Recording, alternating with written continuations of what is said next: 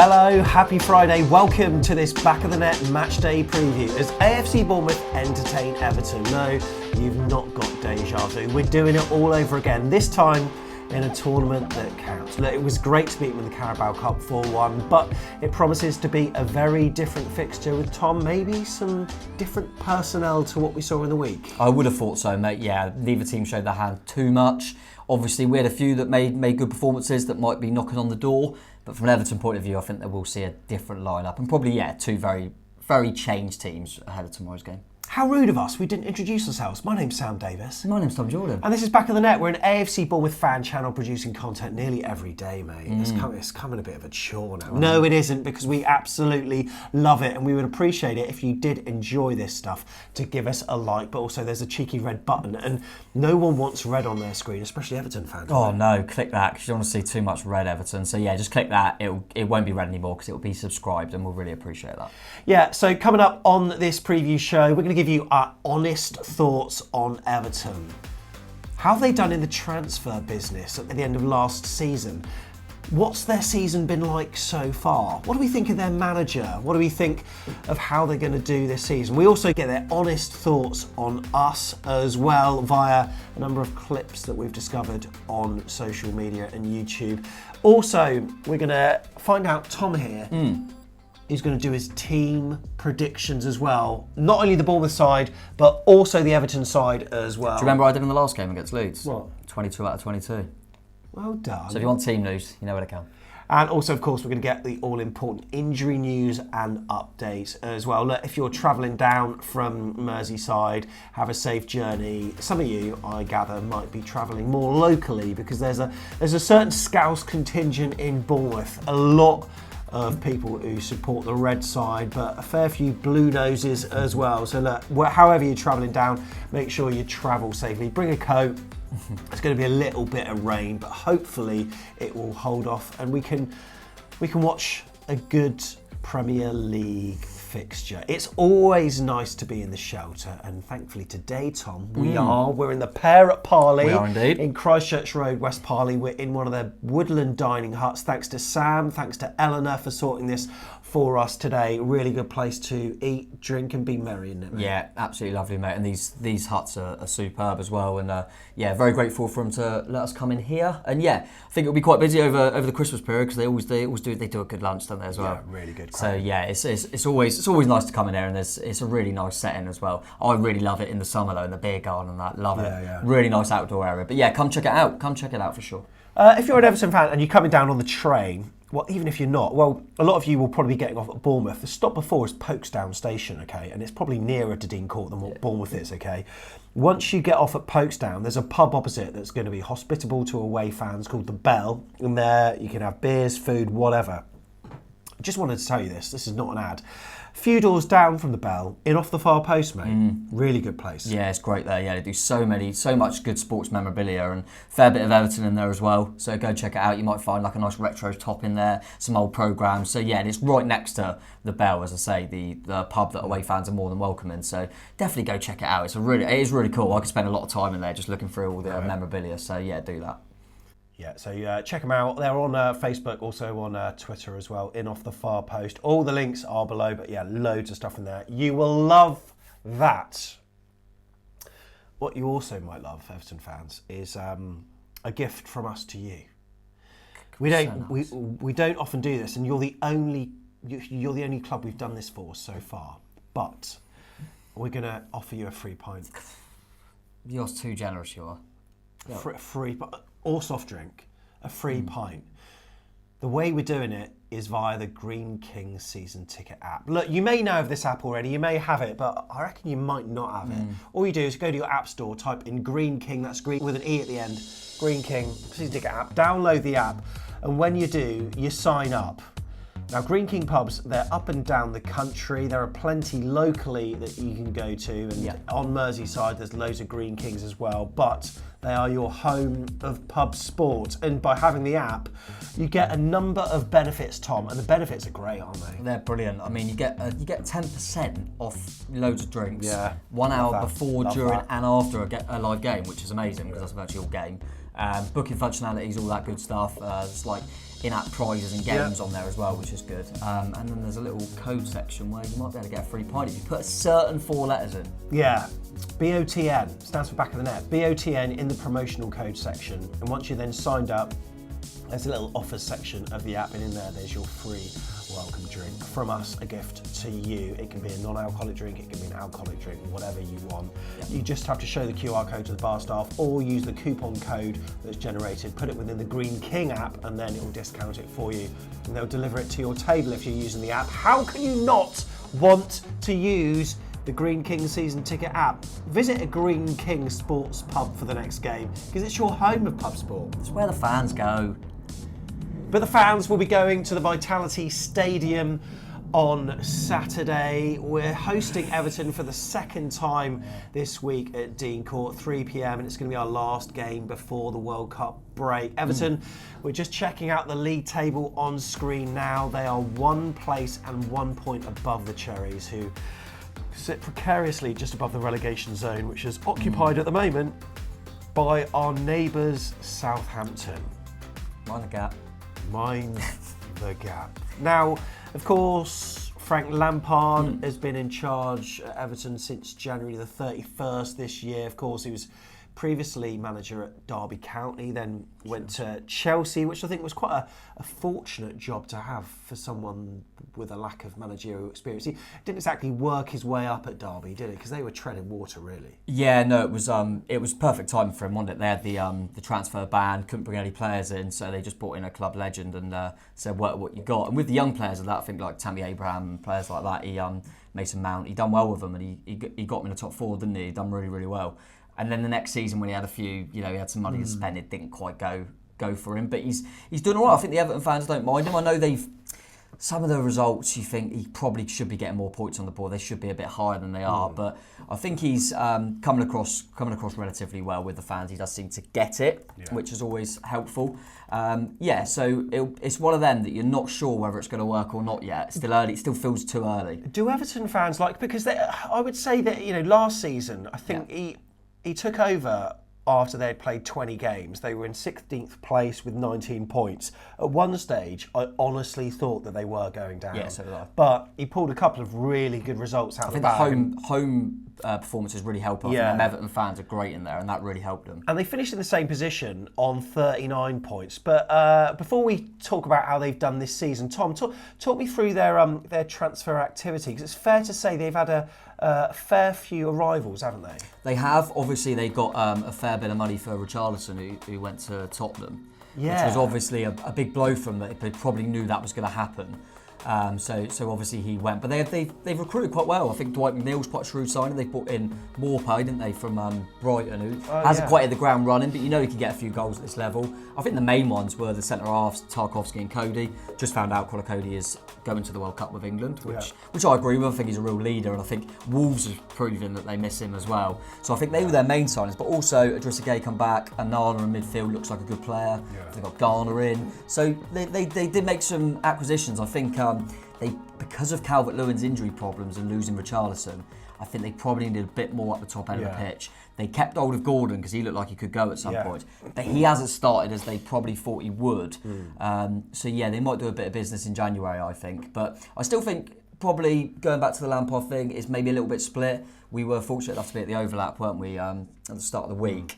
And Everton fan there, Baz, wasn't it? Yeah, Baz, Toffee TV. He seems to be saying that Lampard does get it, and it is kind of that them injuries are really killing them a little bit. But they're just kind of going along slowly, and we'll see what happens. But he was questioned by Carragher, or maybe it's Neville, and what was their last good season? And they went back to 2013-14, I think. Yeah, it's been a while. It's been a while for them, but they are definitely in that reset, and they feel like they're constantly in that reset of changing things. And we know they're rebuilding off the pitch, of course. The new stadium at Brownlee Moor Dock, which is coming on very nicely. Not sure when they're moving in. It'll probably be season after next, I presume. But obviously, that's going to be in the heart of the city, and that's going to be a quite incredible venue. And I'm sure a lot of resources are going into that, and they're treading water in the Premier League at the moment. For the size of the club, they should be challenging top 10, but they just aren't at that level. No, I think it's small steps for them is what's needed, because maybe Lampard's the man for that, because he's a young, hungry manager. Because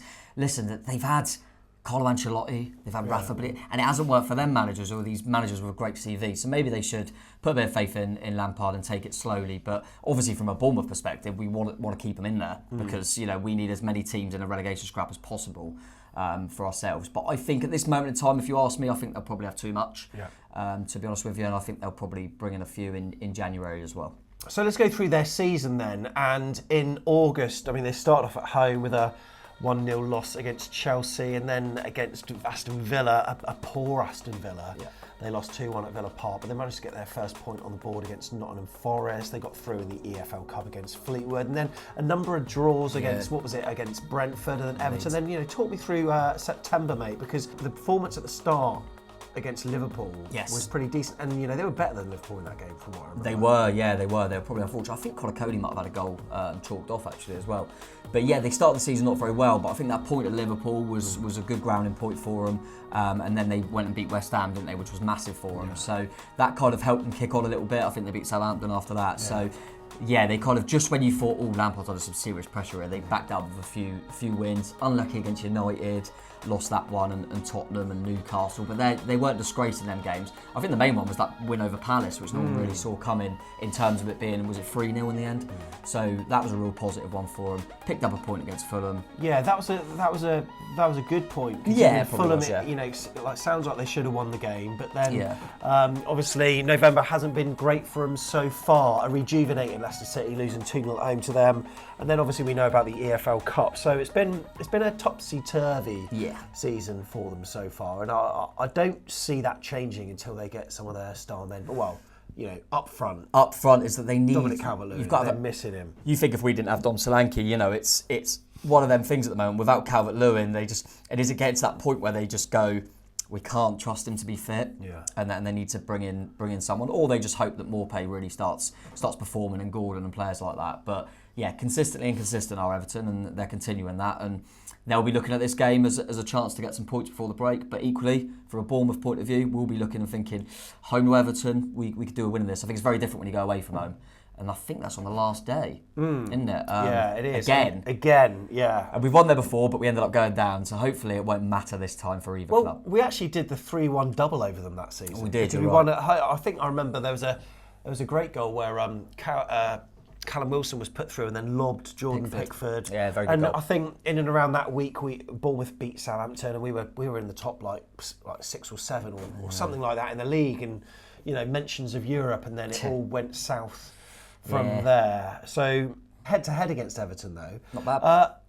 We're doing better than I thought, really. Yeah, not bad at all. Let's check out these stats you can see on screen. Look at those this is all competitions, of course, but the last 3 more recently looked tasty, didn't they? Yeah, more recently has been good. Like you say, that's including the League Cup. That's 3 wins on the bounce.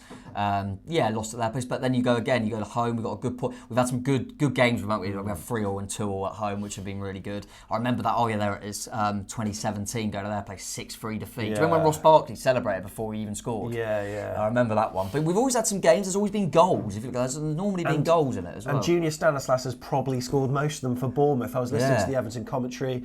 You may have seen from our recent show that we alluded to it that it seems to always be Junior. It does, and it's a weird one because obviously we'll come on to what I think the team will be at the weekend, but Junior hasn't been playing for us in the league. But it's almost like, do we just play him because of his record? It's unbelievable against Everton. So a lot of teams have them sort of players, don't they? And he's definitely the kind of the one for them that they probably think, oh no, he's bound to score. So in all our home league games against Everton, Bournemouth have won 3, drawn 2, lost 0 in all competitions. Won 5, drawn 2, lost 8. So it's not a bad record. Never lost a league game at home to Everton.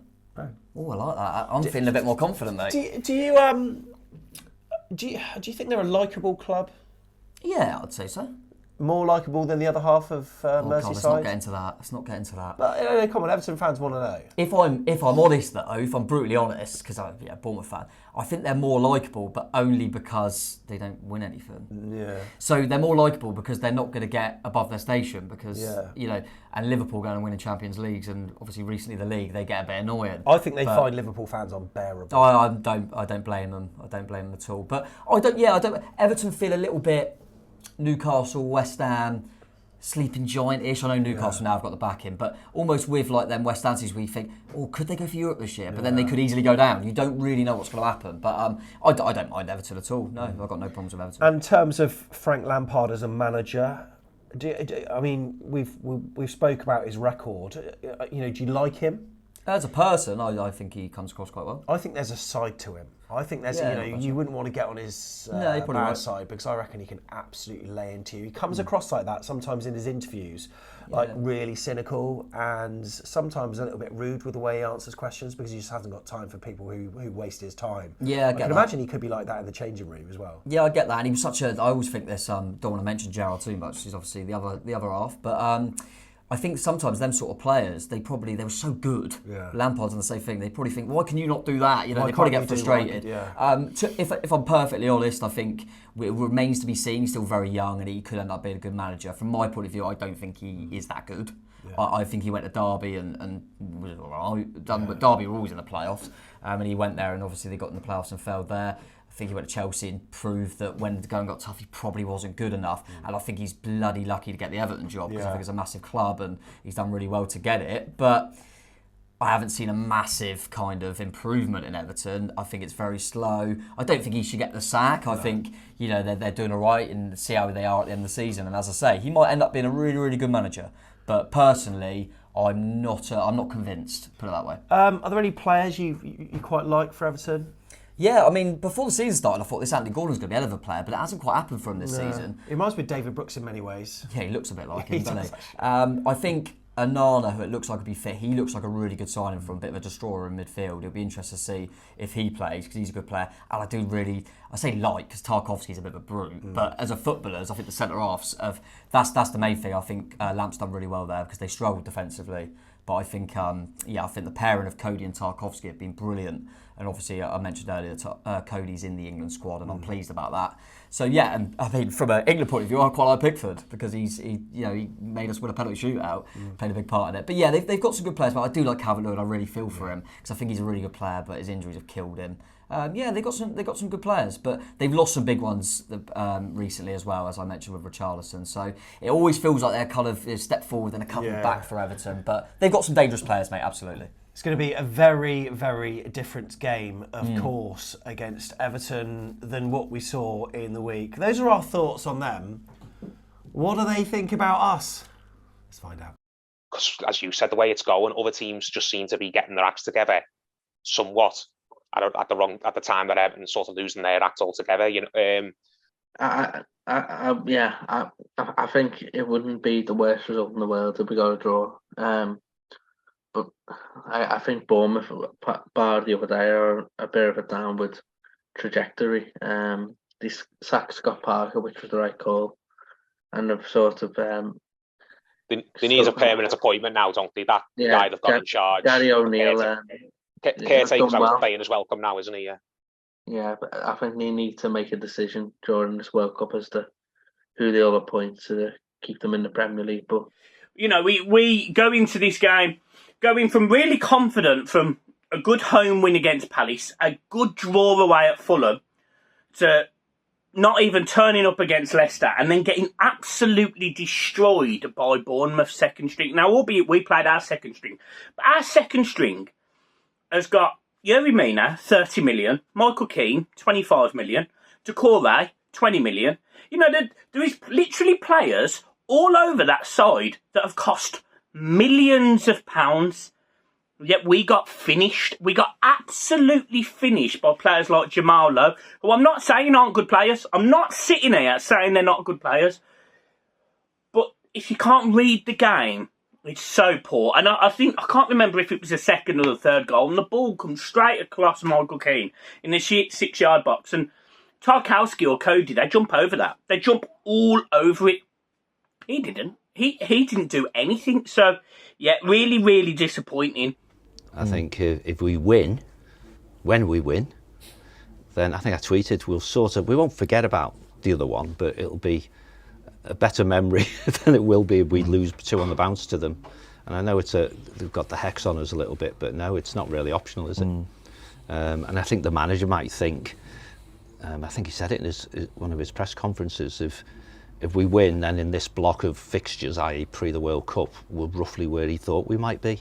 Yeah. In points terms, I mean, not necessarily league and stuff. But yeah, they just need to turn up a bit better.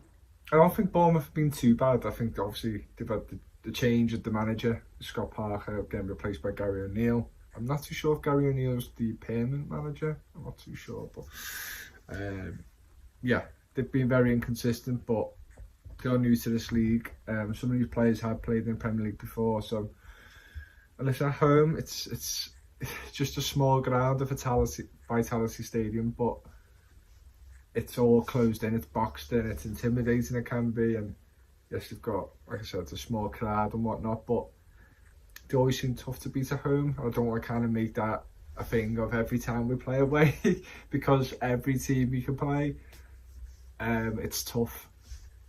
Yeah, brilliant to hear what they think about us. Also, I just wanted to, well, firstly, links for all the channels that you've just seen.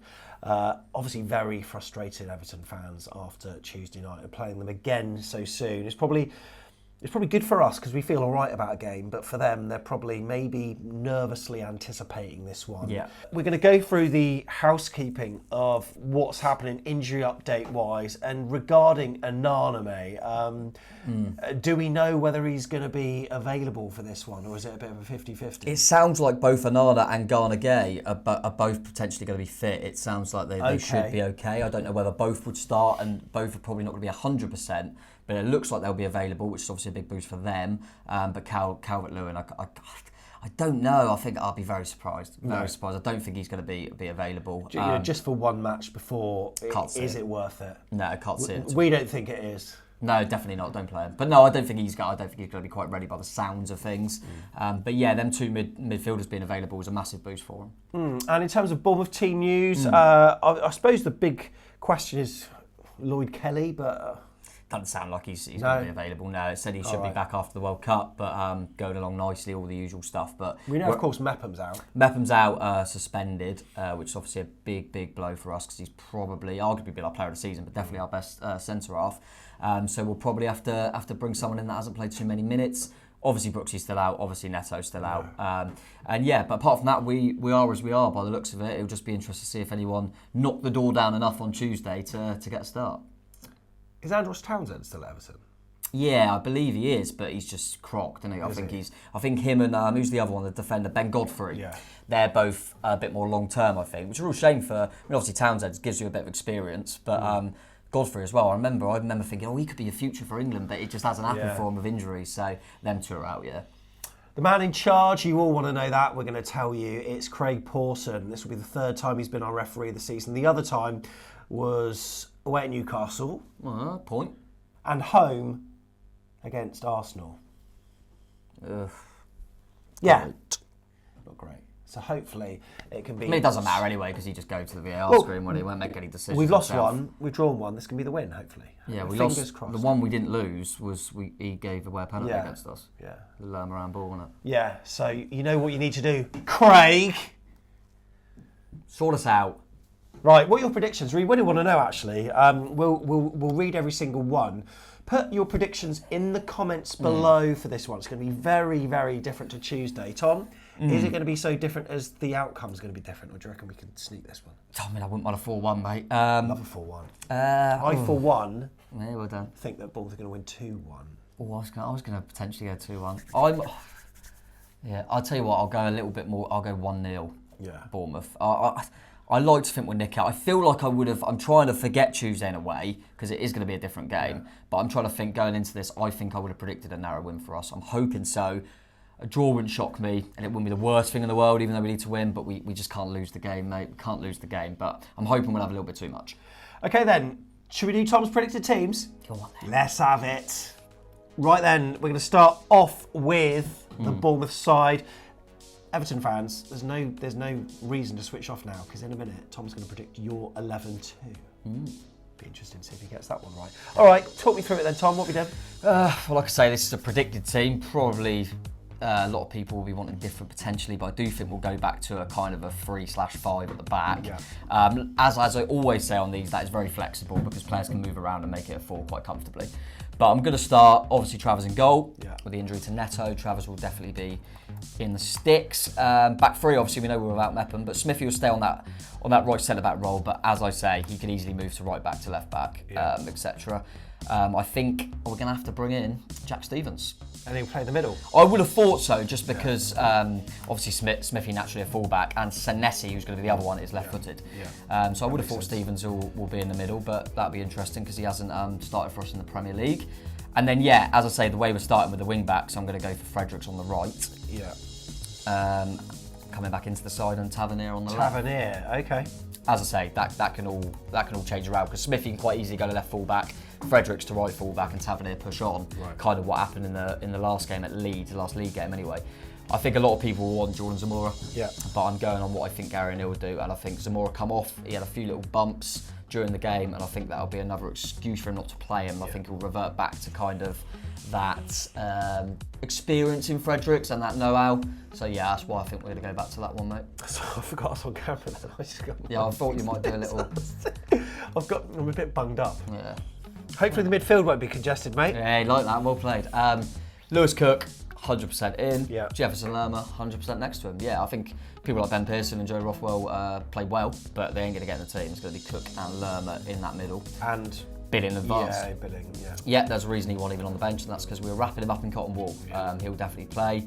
And even though Jamal Lowe done really well, Jay Nantley done really well, Shariki Dembele in the short time done really well, it's going to be Dom Solanke and Kiefer Moore. Maybe Dom Solanke could be playing just off, maybe a little bit. Just off or just behind Kiefer? Yeah, probably would have thought so. But so that is pretty. Yeah, that's what I think, and that is actually unchanged from Leeds. Yeah. I've gone for there. And I probably personally would quite like to see Anthony and Zamora, but I'm predicting what I think will happen, and I think we'll revert back to that. Okay, let's do Everton then. Right, here we go. We've got them in this looks like a 4-2-3-1, mate. Yeah, pretty much. Again, everyone's flexible. I know they have gone to a 3 at times this season, but I think they'll play a 4. It's kind of 4-2-3-1/4-3-3 really. There's just one that's a little bit more advanced I'm going to go with, so that's why I've set them up like that. As much as it was nice to see Begovic, I think Jordan Pickford will be straight back in goal for him. But it was a nice touch, Begovic having the armband in the week, I thought. Yeah, definitely. We like him in. Even though I thought one of their better players going forward was Patterson at right back, actually. A few good runs. Defensively, they were shambles against us, so I think they're going to change the whole of that back four. Start with Seamus Coleman at right back. I think a lot of Everton fans would quite like to see Patterson, but I just think they would change it all because they let in 4 goals and were pretty bad. If you go to that left side, it'll be Mikalenko in at left back. Yeah. I would have thought he's done pretty well for them. And then I alluded to it earlier in the show. I think their centre halves are pretty strong for them, and I think they showed how much they missed them. So I think it is going to be Connor Cody and James Tarkowski. Yeah, who's on the left-hand side of those two? I think it'll probably be Tarkowski maybe, and then but I'm not 100% sure. It'll be Cody on the right side. I would have thought. Yeah. But good pairing. They've been very, very good. Could have arguably put both of them in that World Cup squad, but Cody is the only one going as it stands. But they had to change that back four because they were bad against us. Okay, next then onto the midfield. Yeah, difficult. Is that spelt right, by the way? Is it Ski? Ski, yeah, you've gone Tarkowski there. Yeah. You're thinking Senesi, that's why. I think so. I think the midfield, them two kind of more central sitting midfielders, I think it'd be easy to just put the two in that were out. I think when you've got 2 players that have just come back from injury, Onana and Ghana Gay, I think they'll only play one. Yeah. So I think Onana will start. Yeah. But I think they might stick James Garner in there. Okay, stay with him. He played in the week. I didn't think he was that bad. No. And I know Ghana Gray, even though he's normally pretty decent for him, I don't think he's been playing that well. So I actually think they might do that. Yeah. Okay. And then more advanced in that central area is Alex Iwobi. Right. He's been playing in that role for him, and he's been doing all right actually. So I think Iwobi will definitely start. Wide options are difficult because I think you could definitely make a case for Anthony Gordon. But it's not happening for him at the moment. No, it's not. He doesn't seem to be the same player as he was last season. So I'm going to bring McNeil in. Yeah. I think I'm going to stick with Gray. I thought Gray was decent, obviously scored the goal. So I'm going to go Damari Gray and Dwight McNeil, and they can switch sides if they need to. But that's what I'm going to go with. It wouldn't shock me if Gordon played, but that's the two I'm going to go with. Either side, if I don't think they've got much choice, they could play Gordon in a false 9, but I think they're going to play more pace still. Yeah. He needs to have a better game for him, but without Calvert-Lewin, they don't have too many options there. That's what I'm going to go for, mate, but it wouldn't shock me if there's a few little changes in there. There we go then. Those are the predicted teams. There you go. Preview done. So, you know what this means? Match day tomorrow Yes. or today if you're watching on Saturday. So, if you're a Bournemouth fan and you want to get involved in having your say, if you can see me anywhere outside the ground or inside the stadium, I'm going to be in the East stand. Oh yeah. Yeah, it's that'd be really interesting. it's funny. I've got my sort of views on what type of fans go in what stand. So like North Stand are your spit and sawdust type of people, the kind of people that want to get behind the fans. You've got your South Standers that kind of want to do the same, but they're maybe just a little bit more vanilla, like the Legroom, you know, a bit like Steve Hensman. Main Stand, you obviously got family areas, but then you've got kind of cash rich, time rich people. Let's put it that way. Right. Okay. What are East Standers? What You'll what find are out. they? Yeah, you'll find out, mate. That'd be interesting. Yeah. Do they make a noise? Not really. Not that I'm aware of. But maybe the ones that are a bit closer to the away fans. Yeah, I'm not sure maybe. exactly where you are. But Maybe. I'm have really you been in interested. the East Stand this season? No, mate. No, I I've was been gonna- in there for ages. Can you remember your last game off the top of your head? Because I just want to see the record here. Yeah, Go on. Watford 3-3. I wouldn't take it. That's a good game. Yeah, it was a yeah, great yeah, game. it was through what, That half was time, my wasn't last game. Yeah, I was in one of the like row D or something. Yeah, It was okay. It was a great game. But yeah, I'll be in the East Stand. But look, if you see me outside the ground, get on the vlog. And look, by the 1910 bar, that's where we'll be, just by the car park exit for the fan cams. Tiggs will be on the cams. Tom did great, but you know, not that great. 0% record in Tiggs terms has of got winning. his job back. Yeah, give it Yeah. back, Tiggs. So yeah, get involved whether you're an Everton fan or a Bournemouth fan. We'd love to have you on there. Definitely. And then vlog, Sunday morning, all that kind of stuff. Really looking forward to it, and it's our last match, so let's just embrace this. Let's enjoy Absolutely. Premier League football before the joys, Coming trials, home, the baby. tribulations of the World Cup. Thanks for watching. Cheers. See you in the next one. I'll have another sniff on my nasal spray. Yeah, you're doing my head in. Up the cherries. Up the cherries. Jesus. I'm so congested. It's like it gives you a little high, innit? Christ alive. Oh, you get sponsorship with it. Yeah, I know. You know what? I could.